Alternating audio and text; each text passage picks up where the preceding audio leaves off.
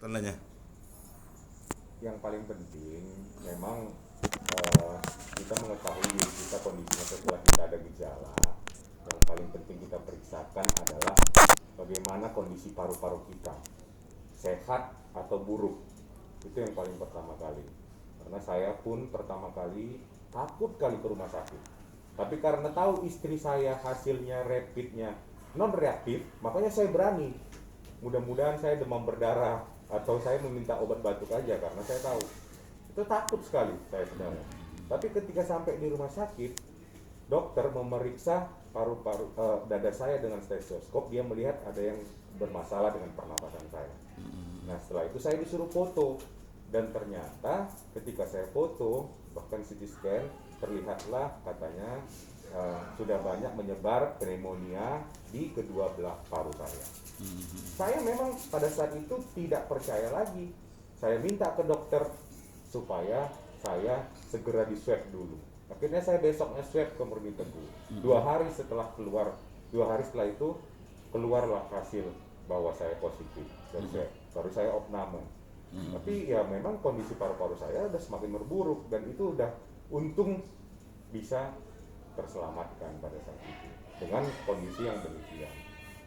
Oke. Jadi himbauan ketua bagi orang yang sakit gejala-gejala sakit gejala COVID ini apa himbauan ketua kira-kira? Ya intinya jangan takut dan jangan khawatir, itu aja. Dan pastikan nggak usah eh, takut sama pengobatan karena rumah sakit pun berusaha yang terbaik untuk memberi pengobatan. Tapi yang paling penting paru-paru kita lah, kondisi paru-paru kita. Ketika kondisi paru-paru kita ini bagus, baik, kita boleh isolasi eh, mandiri di rumah. Tapi ketika kita paru-paru kita ini buruk keadaannya, kan nanti ketika kita di rumah kita tidak mungkin diberikan oksigen atau ventilator. Tapi ketika kita di rumah sakit, jadi ada alat bantu oksigen, ada ventilator, dan juga ada obat-obat antibiotik, dan mungkin ada dokter spesialis paru yang bisa memberikan pengobatan terhadap kondisi paru-paru kita. Oke, setelah ketua ketahui udah sembuh dari penyakit COVID, untuk menetralisir paru-paru ini apa yang ketua lakukan saat ini?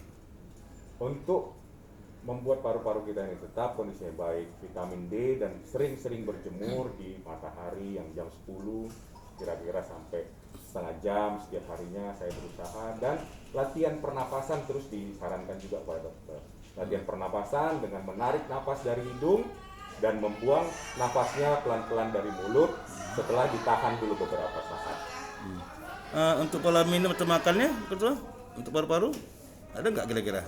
Ya, kalau istirahat di dalam kondisi sekarang ini yang paling penting juga kata dokter adalah istirahat kita yang cukup setiap malamnya. Jangan juga dulu kondisi sekarang sering begadang.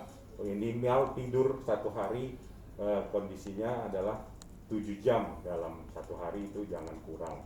Untuk seperti itu. Untuk makanan-makanan ya memang saya sih kembali dulu sudah sempat berhenti, sekarang kembali untuk meminum minuman jamu-jamuan dan jahe-jahean. Oke. Sip ketua.